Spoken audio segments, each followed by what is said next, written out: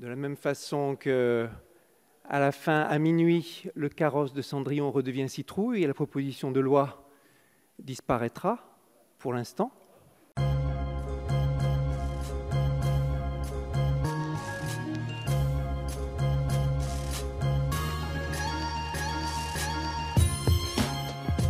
Nous n'avons plus que 2 heures. Sur un sujet aussi important, c'est à l'évidence insuffisant pour avoir un vrai débat parlementaire pour le faire progresser.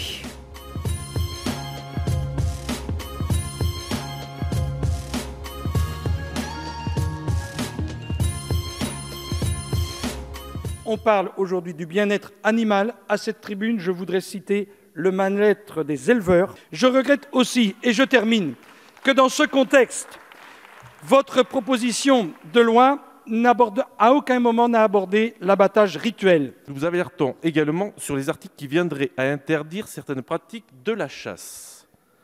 À travers la chasse à courre, il y a une histoire, des traditions, un lien social. C'est l'esprit général nourri d'anthropomorphisme et d'intolérance qui, pour moi, n'est en rien un progrès. C'est au contraire une dérive dans notre rapport aux animaux et à la nature. Les agriculteurs se retrouvent souvent, et je le dis injustement, au banc des accusés. Mes chers collègues, je ne sais ce qu'il faut penser de cette journée. Nous avons vu à quel point les débats ont duré.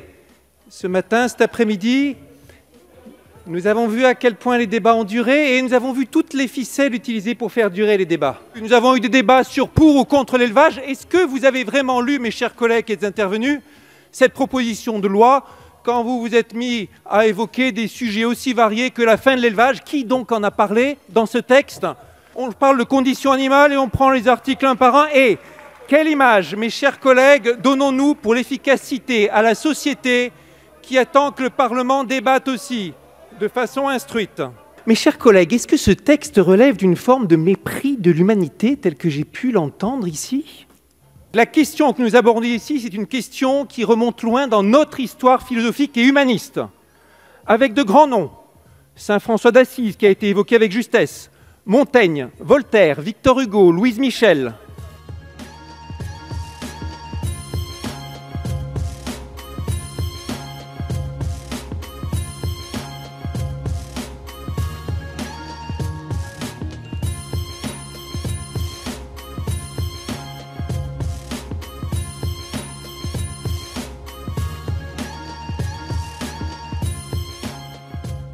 Il est clair que nous ne pourrons pas voter ce texte et que, de la même façon que, à la fin, à minuit, le carrosse de Cendrillon redevient citrouille et la proposition de loi disparaîtra pour l'instant.